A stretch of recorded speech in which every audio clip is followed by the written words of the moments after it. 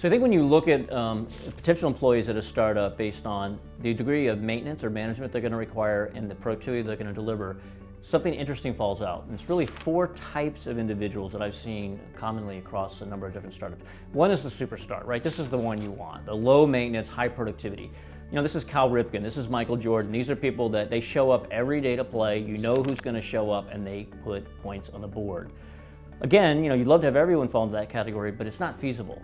So the next category is people that are, they need some management, they need some maintenance, and they have potential to be productive. And these are younger people, the farm team. These are people that might not be playing in the bigs yet, but they have potential. And they tend to go 2 directions. They might mature to the point where they can become a superstar and you bring them up into the bigs, or you might want to find another home for them if they never mature and their productivity is below the amount of maintenance that you have to put in. Third is, you know, the worst of all. It's high maintenance, low productivity. I think we've all seen these people. They're always unhappy. They're always complaining. It's always someone else's fault. They've never failed. It's always someone else that's failed on their behalf.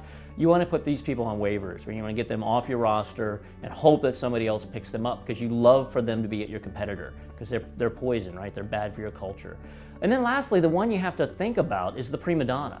Now, this is someone that's high maintenance, yet they're high productivity. So think about Reggie Jackson, Mr. October. You know, this guy was undeniably difficult, right? Punched the coach, punched his fellow players, claimed that he was the center of the universe when he was with the New York Yankees. Yet he had the nickname Mr. October for a reason, because at the end of the season, when the chips were down, this man hit home runs. So when you're hiring somebody like that, you have to ask yourself, do I want fights in the clubhouse? Do I want to deal with all this nonsense in exchange for those home runs? I think sometimes you might say yes, sometimes you might say no. You know, you can think of Terrell Owens, you can think of Joe Namath, you can think of a lot of these people that you know they're going to bring it, but you're never sure who's going to show up. Am I getting Broadway Joe today, or am I getting, you know, Joe Namath that's going to throw 5 touchdowns?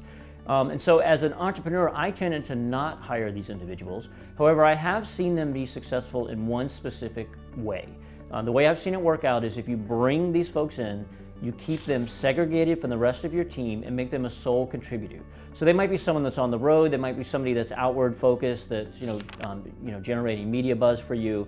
But in any event, you don't want them to poison your culture, because what you don't want to have is your farm team looking up to these people and saying, oh, that's how you succeed at this company. You become a jackass. As long as you deliver, you'll be accepted. So you don't want it to poison your culture. So be very careful when you're evaluating these 4 different types. Try to find the farm team that'll turn into superstars. Keep your superstars happy. Stay away from the prima donnas and get rid of the people on waivers.